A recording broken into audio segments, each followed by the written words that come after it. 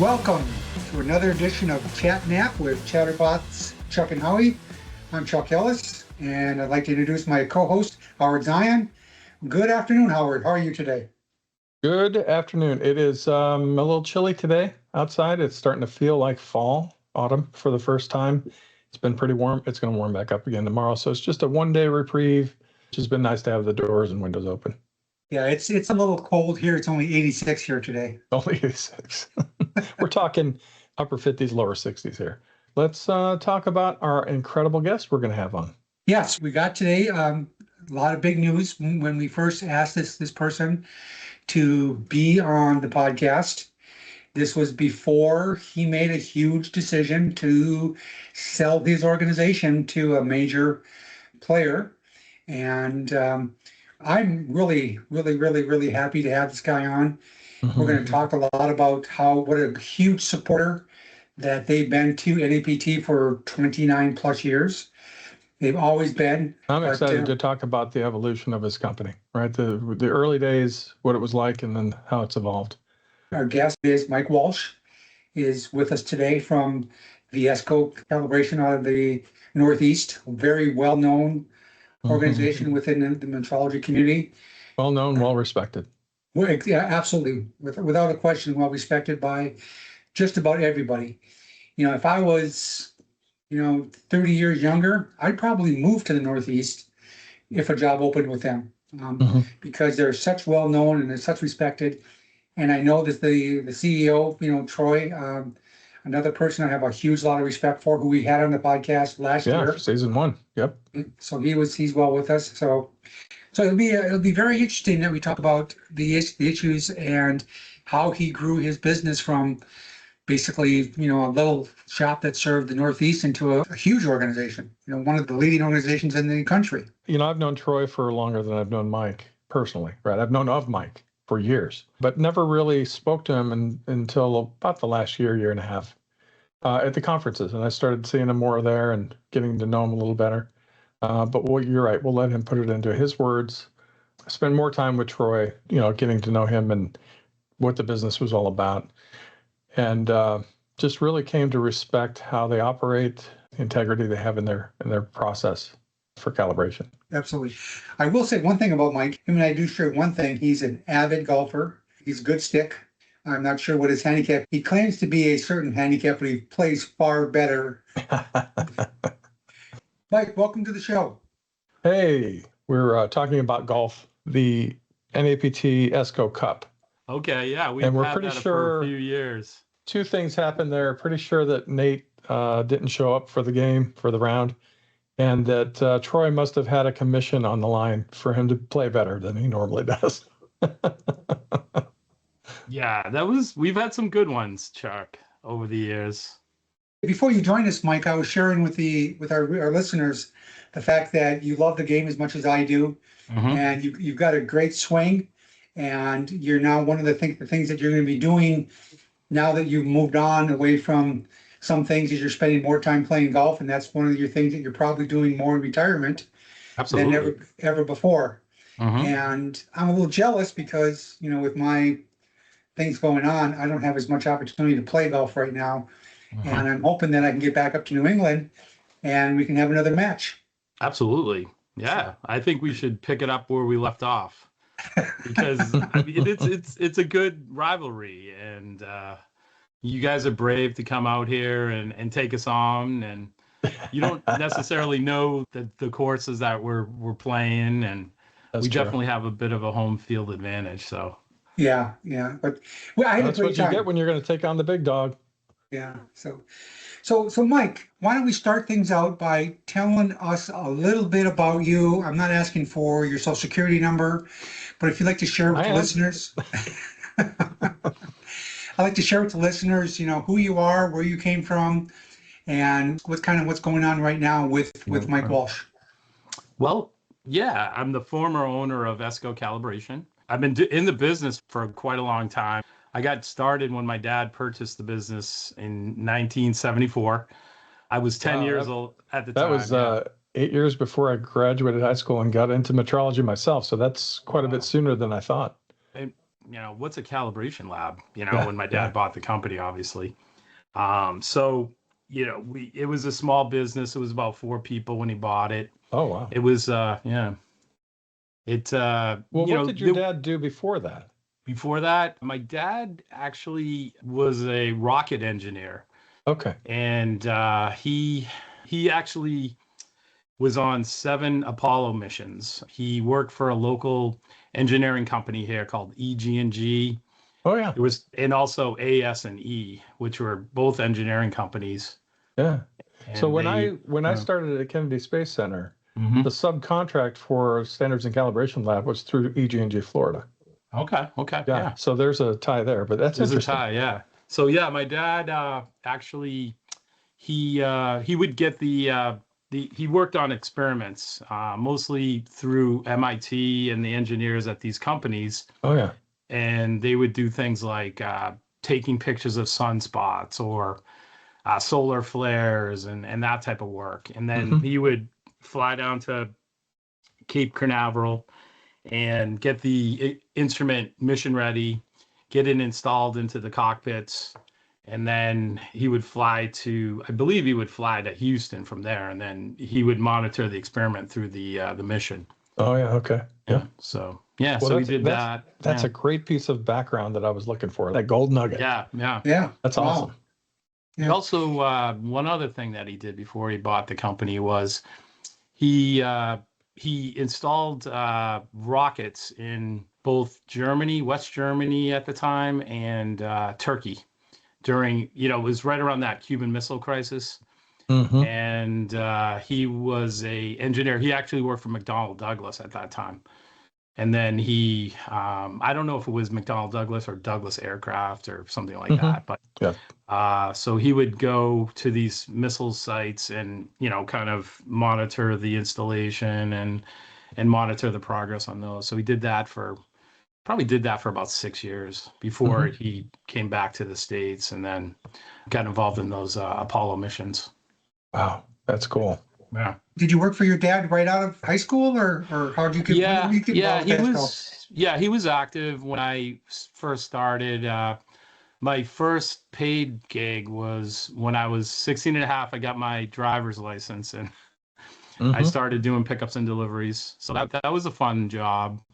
Got to drive all over New England, and yeah, that was my first experience with So actually working at the business. he bought this company in 74, had never really been in calibration, probably was aware of it through engineering. Yeah, yep. What made him pick calibration company? Well, he was almost going to do a little bakery in the supermarket. They were Yeah. kind of promoting these little bakeries in the supermarket here.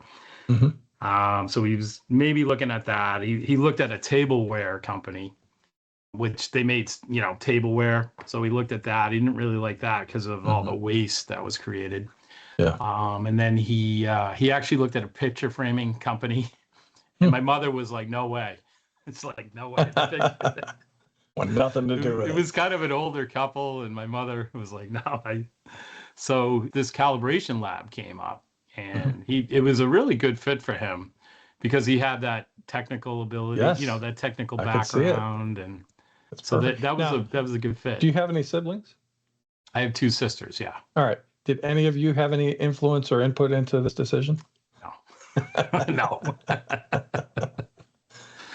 We were all in scratching our heads when he. Yeah, most kids at that age are like, "What does mom and dad do?" I don't know. Yeah, pretty much, yeah.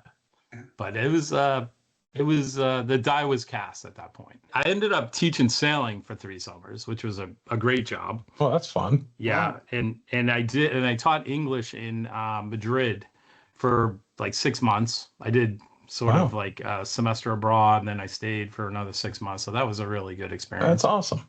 Yeah. But so sailing, how old were Yeah. you when you were teaching sailing? when I was 19, 20, Okay. 21. Is that in something area. that clearly was a passion of yours before that? Yep.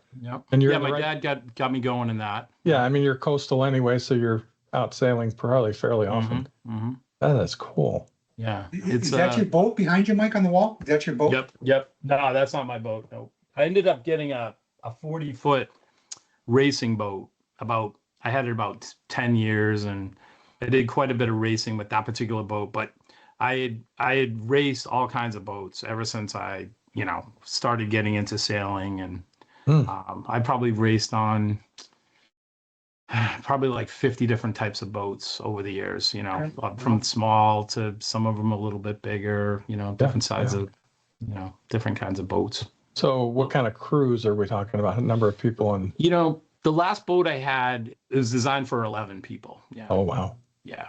So, it was good learning, because it taught me a lot about teamwork, right? Yeah, because you better get that right or you're gonna have a problem. Yeah, exactly. And so, a lot of what happens is a lot of skippers and owners, or whatever you want to call them, they sort of try to get their feet into everything, and you really have to stay focused on your task in a bigger boat, right? Yeah. Yeah. So it helped me when I was helping to manage Essco at the time. So yeah, I can see the parallels. That is incredible. I personally know a little bit, Mike, about, Essco didn't become what it is today until you took it over. And so can you share with our listeners, when you took over and what your philosophy is? Because I would love for you to tell with us how you took this kind of a local, if that's the correct way to describe it, cal lab, and turned it into one of the most respected cal labs in the country. Yeah. Yeah, I think, well, yeah, I know you, like, Howard's into bands and things, and one thing about a band is it's a team effort, right? If the bass guy's not that good, it might work, but maybe the singer's a little bit better, but making sure that I always tried to fill the holes where I saw them, right? So if we had a hole in this area or that area that I didn't feel like was being covered properly, I would either, take on some of those responsibilities if they suited my skill set, or, look, we need to find someone to handle that type of, that part of the business, whether it was a financial part, a sales part, a technical part. So being able to know what your strengths are, and then, hiring the right people. And then my biggest management tip would be, let them do their job. Yes. I see a lot of people, they hire these people, and then they do their jobs for them, and they won't let them, expand their horizons. Why did you hire them if you're going to do their job, or tell them how to do their job? Yeah. Agree completely. So, that was part of the Essco formula, was, promoting from within, what falls right into that, right? Developing people, making sure that there's some opportunities for people. If you're turning over your workforce so frequently, you just don't get that continuity. So having good continuity really helped us over the years. Yeah. Plus, if you have high turnover, then you're not doing something right about running the business. Absolutely. People are not wanting to stay. Yes. Right. So a key point there for me also, not just letting people do their job, but finding the right people, hiring good people. Yeah. I'm sure you've gone through some ups and downs of that as well. Yeah. And learning how to find the right people, right? It's tough. It's, you got to take some risk. The resume doesn't tell the whole story, obviously. Not at all. I can tell you, I've made some hires based on the resume, and then the interview go well, and they still don't turn out as good employees. Right. Yeah. So somehow I missed all that. Yeah, it's the resume. It's just a application for a job. It doesn't really tell the story. Yeah. So sometimes you bump into people over the years. Maybe it's a quality manager at a company, or somebody like that, and you get to know them over a few years. So that could be a good fit for you. I'm a big believer in bring your friend to work. Find out, do you have a friend that might be a good fit for this type of job? I do a lot of that at the lab. I go out into the lab. I talk to the guys a lot. I try to have a personal relationship with everybody. And then, I'll check in with them on their job. How's it going? To make sure that it's a good fit for them. Because it's never a good thing when you have somebody and you hire them and the job's just not working out. And if it's not working out, there's a possibility to change that. Maybe there's a different opportunity at the company. Because I just feel if you get a good person that wants to work hard, then we'll find them a job. There's a key point as well. It's great to have schooling, great to have a degree, great to have experience. But to me, motivation is number one. Absolutely.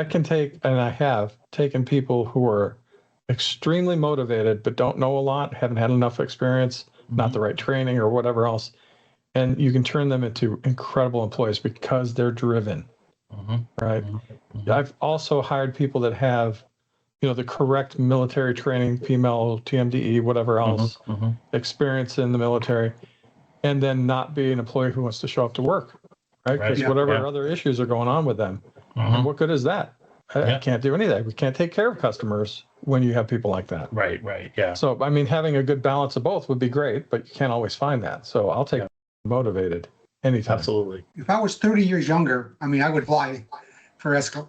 The question is, Mike, would you hire me 30 years ago? Yeah. I mean, I don't see why we wouldn't. Business is really about survival, right? It's about getting from one day to the next day to the next day. There's always been a lack of resources in this industry. You know that. Yeah. There was never like guys lined up for on-site jobs that were trained, right? We're a small industry. We really need to engage anybody really at this point and try to get them into the lab. We have a really good community college program that we've been doing for quite a long time. And it's really worked out well for us because those kids, they like the hands-on approach to learning, right? They get that kind of book learning at school. They do have some labs and stuff, but this is like a real opportunity for them to work on some of this. Like the measurements we're making are amazing, right? I mean, it's not everyone has access And to that, the applications where that equipment is being used. Yeah. Right. Yeah. That can motivate people as well. Absolutely. So this is a community college 2-year degree programs or certificates. Yeah. What kind of degrees are they going after? They're getting electronic technology degrees at this particular one. Yeah, so this is they're coming in and they're again, you have to have someone that's willing to come in and put the hours in and like the job. So some of the students don't work out, but most of the students work out great. And, I think we've also talked in some of our previous podcasts about this. Transcat has done co-op and internship programs with universities and colleges, even with engineering students, right, who are not probably going to stay in metrology. Some might.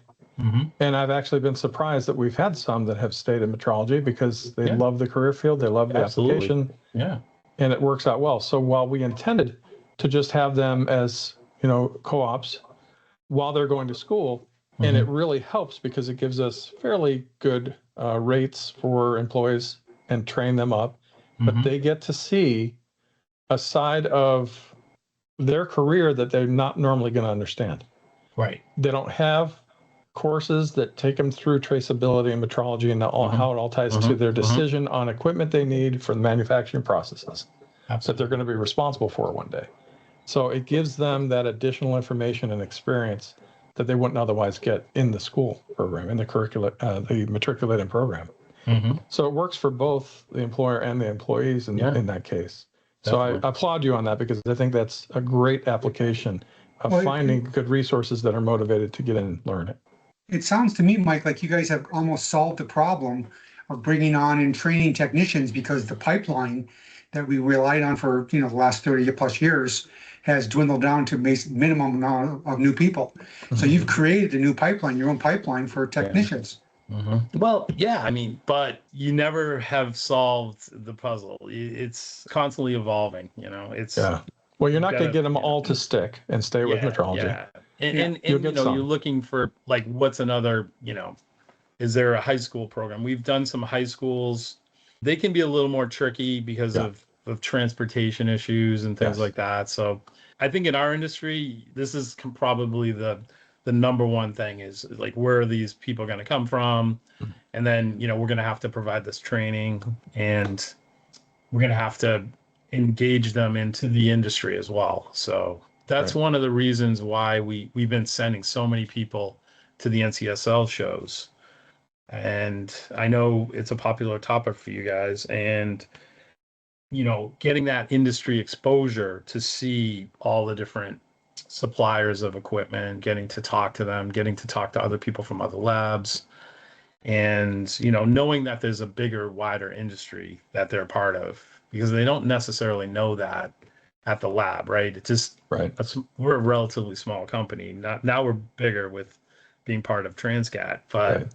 you know, even Transcat's a relatively small company when it gets down to companies, right? So, you know, how do they see this industry? So that was probably one of the things that really helped me get more excited about the industry is, Mhm. you know, going to the shows, talking to the different people, Yeah, that's how seeing you what and I they're up met, to. right? Yeah. And I was saying that I'd known of you for quite some time, but never had the chance to meet you. Yeah. And it's been great getting to know you in these conferences over the years. Yeah, definitely. And you know, Chuck and you know, there was other people and you know, there's just so many people over the years that you get to know a little bit and Yeah. you know, you Mhm. see them every year. It's a good thing. Mhm. Yeah. Well, we've been lucky enough, Mike. I'm going to just kind of take a detour for just a brief second and kind of like, I don't know, thank you and let our audience know that for 29 plus years, Essco has been doing proficiency testing Wow. with us with NAPT, which sponsors this podcast, by the way. So sign up for a PT test today with NAPT. But you, when I say you, Essco Calibration was one of the first companies that signed up for our first sponsorship. So the first three ILCs that we did back in 1997, when we first released it, but you signed up with us in 1996, Wow. was the DMM, Mhm. the torque wrench, and the gauge block kit. And you guys did those first three kits with us, and you've been doing it with us ever since. And you just, over the years, have expanded into not just being a participant, but sponsoring kits, sponsoring technical advice, being a pivot lab, becoming a real partner and supporting NAPT in almost every endeavor we ever asked. I don't think there's ever been a time where I've asked a favor of Essco and you guys have said no. And I'm telling you that on a personal level, I can't thank you enough. I mean, that was just unbelievable, the amount of support that we've had. And I'm sure that, you know, you guys have learned a lot from your enrollments because, you know, they weren't always perfect. I mean, there were No, definitely not. yeah, so I think that where we're at is that I'm grateful to have that opportunity to have that relationship, and by having that close relationship, I can personally vow that you guys are one of the best companies that provide services to the metrology community. It's not even open for debate. So thank you for 29 years. But now the sad thing is, next year is our 30th anniversary, and because you sold the company, Uh-oh. we are, you know, you've lost your 30-year pin. No, no, they haven't, because we're still operating Essco as its own independent company, as a subsidiary of Transcat. Okay, well then we can get you I your think you pin then, should. Mike. I think you should. 30-year pin. He deserves the Great. pin. Yeah. Awesome. But on a serious note, I mean, like I said, I can't thank you enough. I know that I'm not as active with NAPT as I used to be, but you know, the ongoing support that we receive from Essco is just unbelievable, and I just want to thank you. Thank you. Yeah. Yeah. You know, I didn't realize we had been working with you that long. That's Yeah, and it may Um, not seem much like it's much for a company to do what you did, but it makes the difference in the community Yeah. for an APT to be there for other companies as well. absolutely. Right. Absolutely. Yeah. So You know, I think anybody who knows me and knows Esco knows that we really care about the industry. I know, you know, I was just gonna say, Howard, I really enjoy my new job at Transcat. I'm sure you do. It's probably my best job I've ever had. But, you know, I'm still trying to figure out exactly what my role is. But Right. but you know, the other part of my, you know, I'm hopefully gonna stick around the industry for a while and just to help support it where I can, you know, to try to help promote some of the shows and, you know, maybe we can get some more scholarships going. Yeah, because that Work need with- never goes away. Yeah, exactly. And, you know, get some people started in their careers because I feel as though, and you guys, I know I've listened to some of the podcasts that you guys have been doing. This is a great venue just to get awareness of the industry and the people in the industry and what the industry does, because it's such a intangible service in a way. And so it's a hard one to get your hands around, and It is. it is. And For just those seeing that are the people coming up in and it. learning about the industry, when you're trying to get them into, you know, this history, the little pieces that we get from all these different interviews helps them to piece together where things came from and where they're headed, Right. right? So they know what they're becoming a part of. And I think that's an important part of it as well, to tell the history and the legacy of metrology. Right. Yeah. And it's a great industry. I think it's proven itself to be a successful industry. And, if a kid coming out of school wanted to get into almost any industry that was making something or testing something, having that foundation in metrology is such a great asset. Good launching platform. Yeah, it really is. Yeah. One of the things that I've always seen and relied upon when I do presentations is that so many people don't realize that this profession that we are all in, this metrology profession, affects every single person every single day of their life. I mean, in so many ways, without us doing what we do, making measurements, providing calibrations, et cetera, society, life would not exist the way it does right now. It just wouldn't happen. Yeah. So that's how important our profession really is. Our profession is probably one of the most important professions in the engineering community. Important and unrecognized. Oh yeah, Definitely, absolutely. definitely. So, All right, so I need to ask the question about the guitar behind you. All right. Did you buy that or make it? I got this down in Beaufort, South Carolina, I believe it was. Oh yeah. But it's just a wood. Yeah. A beautiful thing. It is gorgeous. I love it. It's made out of like all these different woods. Yeah. And love the grains. Yeah. So I had to pick it up. But I know Troy, I've listened to a bunch of the podcasts, and there's a lot of musicians. And I was at my nephew got a guitar for Christmas, and I started to noodle on it. And I was like, then I went out to YouTube, and next thing you know, I'm like, I gotta have a guitar. So I ended up buying a Taylor, nice Taylor guitar. I like the Taylor guitars. Those are pretty. They're pretty, and they sound I think good. everyone should have a guitar. I don't care if you play it or not. I've got two, and I'm not a guitarist. You don't have to be a guitarist. But on that same vein, I once I started learning a few chords, I wanted to play with a group, and so I ended up finding this music place where all the bands would come and practice. And this one guy, Craig, he would say, come on down, we'll throw you into a group. So I came down with my very bad guitar skills. And next thing you know, he's teaching me power chords. But it was fun. I jumped into the band, and then I ended up, there was no bass player. So I ended up saying, hey, I'll do the bass. And it was a little bit easier to be the bass guy at that time for me. Because it was, but anyway, I dabble in it, and it's been a lot of fun. Yeah. another musician. Yeah, he is. We absolutely need to get a jam session going. Yeah, we definitely do, because we do it every Christmas. We do a little Christmas party and a summer party, and we bring Craig to the party, and me and Troy have got up there numerous times and made kind of fools of ourselves, and it's fun. So the band that I joined a couple of months ago, believe it or not, they're already wanting to play out for a Thanksgiving Christmas venue. Yeah. We don't have any Christmas music that we've actually practiced yet, and they're wanting to play in like 5-6 weeks time. Are you kidding? I know. These bands are tough. It's tough. I'm glad they're excited, but we practice once a week, and we do okay, but I don't think we're quite ready yet. Anyway, so we were trying to come up with the name for the band. Okay. It started out that the lead singer was pulling people together through BandMix app, and wanted it to be like an 80s band, which is fine because it's great music, right? Yeah.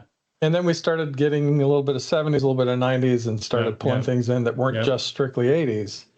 And so we kicked out some names, and I think we might go with this. Can you see that? I think we're going to call ourselves Mixtape. Ooh, I like it. Yeah, it's really. And he came up with this logo yesterday, so I think that might be a good way to go. That's a good one. I like it. It's important to have a good name like that, because maybe it'll overshadow the music a little bit, but yeah. So we're doing okay Howard, enough for the songs, but we got to do some more practicing.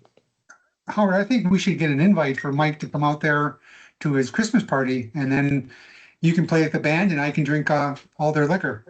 I thought you weren't drinking it anymore. Well, I'll take an exception. I'll go off the meds for a day and start Off your drinking meds. again. There we go. Yeah. So That was the problem last time. You went off your meds, then you were out of control. It's hard to, corral you. yeah. Well, we need to move on to the next section because we're going to run short on time if we don't get to it. I know. So we're going to go, Mike, into a question and answer session. Okay. And so I'm going to go first, and then I'll let Howard, and we'll kind of go back and forth if we can on some questions. Because we want to know a little bit more about you.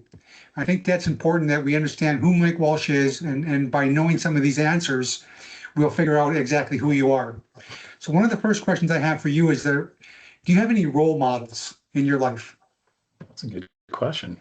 Well, in terms of business, obviously, getting a hands-on look on how to run a business, I would say my dad would be number one, obviously, and my mom, because they really got the business off the ground, and they were very dedicated to it.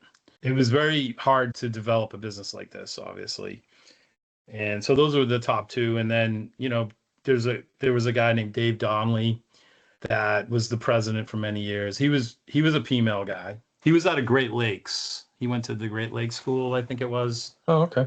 I was able to learn a lot from him as well, because my dad had sort of retired at that point.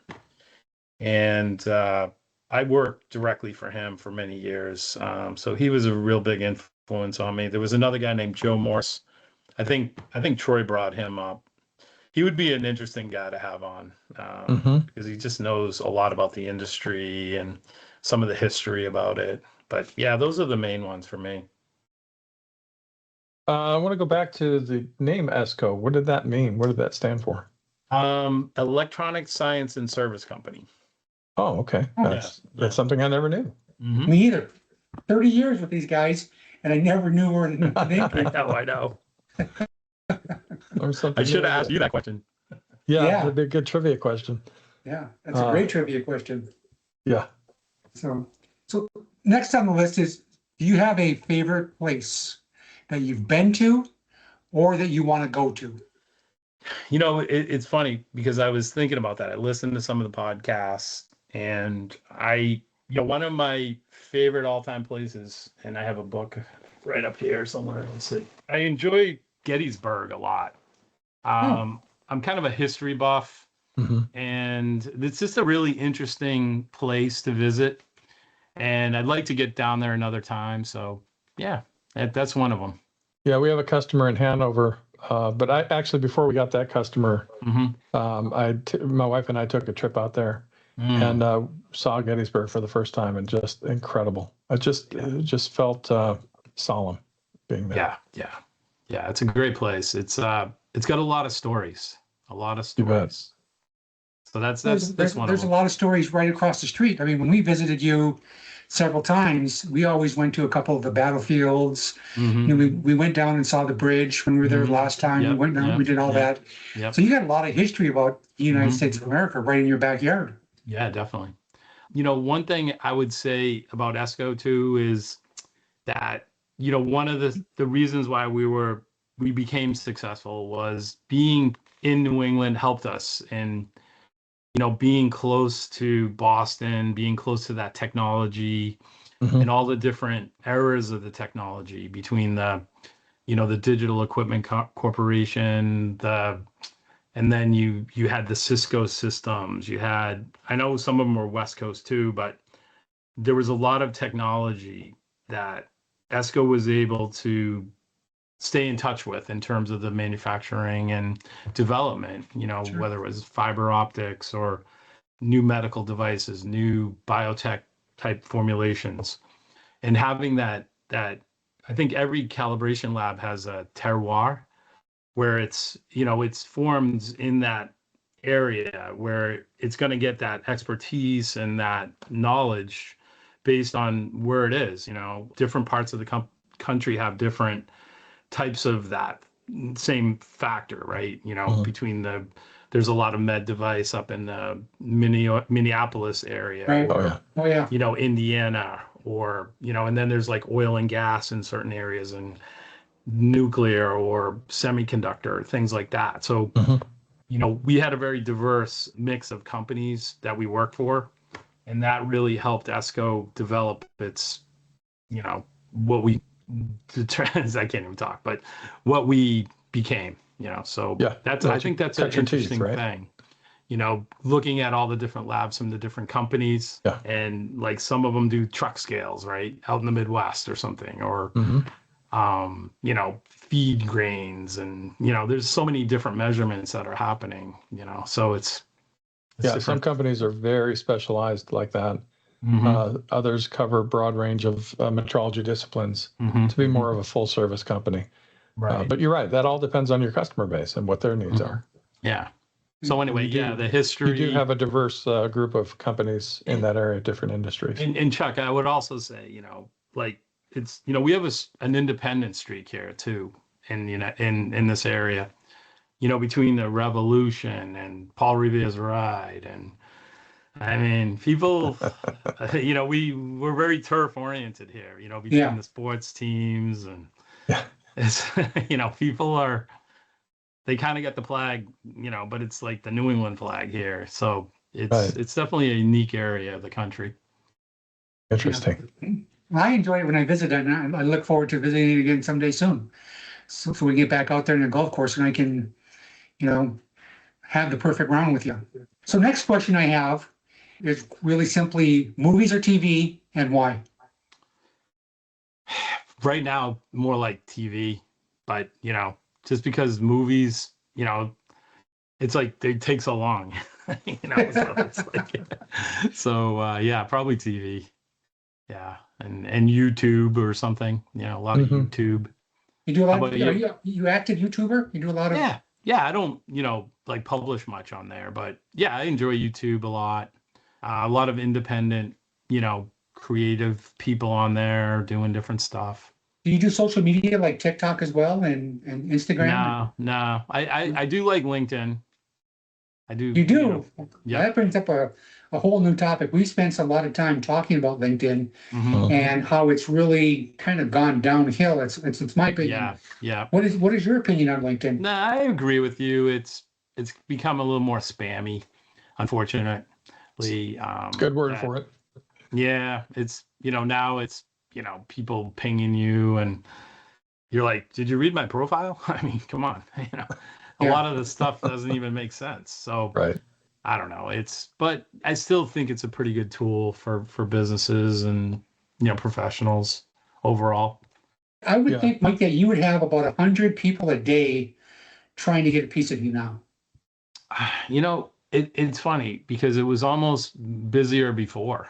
Oh, no kidding. Wow, Yeah. that surprises me. Yeah, but it's just different types of people. But it's surprising that there's so many people that do you want to sell your business? I'm like, have you read the news? Apparently not. Not But to you. I don't think people really do the research. They're just firing out stuff, and Yeah. So you said LinkedIn's becoming spammy. I'm going to include scammy as well, because It I could keep be. getting these. Yeah.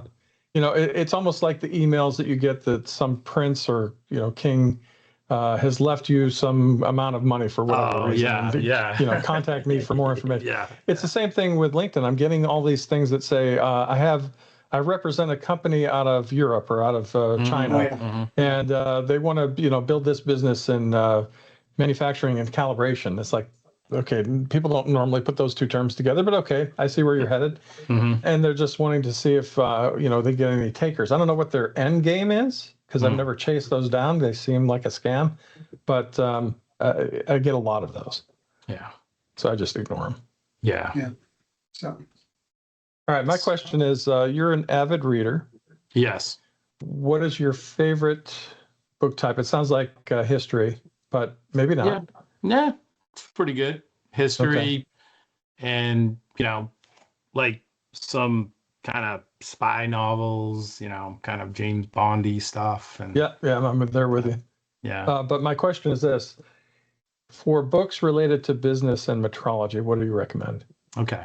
So I thought you might be asking me that. So I have two good books for you right on my bookshelf here. One is by Simon Winchester called The Perfectionist. And it's kind of a history of precision engineering and also about kind of the building repeatable parts for things so that they could, instead of crafting everything, they could really develop in with wars, and they were able to build rifles and then have interchangeable parts for the rifles. Yeah, so continuity and quality. Yeah, control. so this is a Simon good book. Winchester. Thank you. Simon Perfectionist. And then I know you talk a lot about risk in metrology. Oh, yeah. Correct. And also in any type of business is a risky endeavor. So this is it's called Against the Gods. It's by Peter Bernstein. Yeah. And it talks about risk. It talks about how they first started understanding risk back in the Renaissance, and then they developed insurance and the modern corporation. But that's about risk. And it's That's great. Pretty good book. Yeah. How did you find those? Who did somebody recommend those, or you just researched them? I found them. That's awesome. I was a big fan of Simon Winchester. He has a lot of different books, and then he wrote that one. I wish we could get him at the NCSL show, to be honest, because his dad was into it, and that's why he wrote the book. But that's incredible. And then this other one, I don't remember where I found that book, but it's a good one. Well, thanks for the recommendations. Yeah, Two great recommendations. I wrote them both down. I guarantee that I'm gonna see if I can find it at the local library, because I can't afford books anymore. I mean, I'm retired. I mean, that's where I got this Perfectionist, because I wanted to make sure I had a copy for you guys. If you're gonna ask. Thank you. But it's at your local library. Well, Probably sadly, both of them. believe it or not, guys, we're already at 54 minutes. Okay. Can you believe it? It just, like we said when we first started, these podcasts go so quick. Yeah. There's just never enough time to really, have the conversations you want to have. Can I squeeze in one more question? Yeah, absolutely. All right. This is going to get to the root of how this all culminated in the sale to Transcat. Why? Yes. I'm sure you've had plenty of offers or plenty of people interested, different parties, different companies. Why Transcat? Why Transcat, and how's it going? In your opinion, it doesn't have to be good or bad. It's just your opinion. There's a lot of different reasons why Transcat. I think one of the first ones is I've probably known Transcat as long as I've known any other company out there. Between working with EIL, who became a Transcat, I know Transcat's had a presence in Boston as long as I can remember, quite a long time. Yes. They were committed to the industry. It wasn't like they're into it now and then maybe they're gonna get out of it, or they're gonna stay in it. So having that continuity was really important to me, to make sure that whoever was going to own this company was going to make sure that it was going to be a metrology company, and we're going to keep pushing forward with where we're going. So that was a big one. I had known Lee a long time. Right. Over the years, even before he was at Transcat, I think I bumped into him here and there. And, and also just the quality of the people was really important to me. There's just a lot of talent at Transcat, whether it's IT or metrology, or, they do a lot of things that we don't do. So finding those synergies was going to be important. So, and also I did like the public aspect of it. Having a company that was publicly traded. My dad used to always tell me, "Hey, Mike, we should go public," and I used to laugh at him. But I mean, there's pros and cons to both, right? Yeah, exactly. You have a little more control without having to report to shareholders. Absolutely. When you're private, but then there's other benefits of being publicly traded. Yeah, just everybody can get a piece of the Essco now, right? Yeah, that's right. And it's a good thing. It opens up the market. But so those are the main reasons, and I'm glad I did it. And well, I certainly am too. I know a lot of us as a matter of fact, oh my goodness, in 2 days, I will celebrate 25 years at Transcat. Wow. And a lot of us have worked hard. There's a lot of people on board now that are working hard to make sure we maintain our quality and our reputation and serving our customers and making sure we're looking out for their needs so they don't have false accept or false reject products, right? That's really what it's all about for the entire traceability chain, to make sure those products are doing what they're supposed to do and we're not hurting people or killing people. Right. And that they're and meeting that their was goal. that was the other thing is, Transcat always had really high level of quality. We always respected your calibration services in terms of, what you were producing. So we felt that we would benefit through that by, getting more expertise. Yeah. Essco was clearly, I know it was a top company on Lee's list, but it was a top company for a lot of us. Yeah. Because we just respected the quality you've built in. And Charles, I mean, I would just say, PT you have really served us as well. And you've worked with us when, we were struggling in terms of, trying to figure out what we were doing. I mean, because you got to remember, every lab is always evolving, is always learning. And these measurements are difficult. And, if you're not doing them right, you got to figure it out and correct it and then, move on. But nobody starts at the finish line, right? So that's, Mike, that's one thing that I do miss more than anything else, is not having the conversations with people, not just yourself. I've had hundreds of conversations over the last 30 years, helping people make better measurements, understanding why they didn't do so well in their proficiency test. That is the only thing that I miss on a day-to-day basis anymore, with not being involved with NAPT as much as I used to be. And so I miss those conversations, and it really was, it meant a lot to me to be able to help somebody take, the knowledge that I did have, and share that back in the day. So thank you for that little bite. I appreciate that, sir. Absolutely. So with that being said, anything last words, Mike, you want to share with us that before we're forced to call it a day? Well, I hope to see you guys around soon, and I'm continuing to look forward to this new role at Transcat and meeting some more people, and hopefully we can, pick up where we left off with our little golf battles. Yeah. Mike, let's make this. I got a good feeling that by next year, I'll be able to play golf again. Okay. So the 30th anniversary is going to be in Kansas. Ooh. Kansas City is that's right. You're from Kansas City too, right? And that's where I live. I'm looking forward to Kansas City. We should have the 30th year anniversary for NAPT. We're going to have the the catered event. We should do a golf outing as well. We should do a golf outing.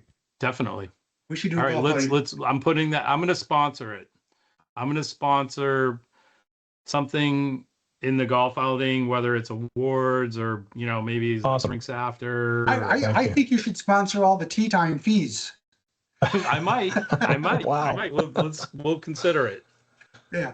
Okay. I'm just kidding. I'm kidding. No, I'm kidding. That's fine. But yeah, let's. This is too short, like you said, and I look forward to seeing you guys soon. Yeah, well, Mike, I think it's an understatement to say that I've enjoyed having you on the show. You've provided some really great background information that I've never known before. Probably most of our audience hasn't heard before. Love that content. Love having you on the show, and we'll have you back. All right. Thanks a lot, Howard and Charles. Look forward. Keep up the good work with the podcast. All right. You bet. We'll try. All right. Chuck, your final words of wisdom? I do have some final words of wisdom. So, as I like to say, Mike, if you want to prove your technical competency, then you need to enroll in proficiency tests today. So with that being said, thanks for joining us, and we'll be seeing you in the next episode. All right. Thank you. Howie's out. Bye, guys. Bye.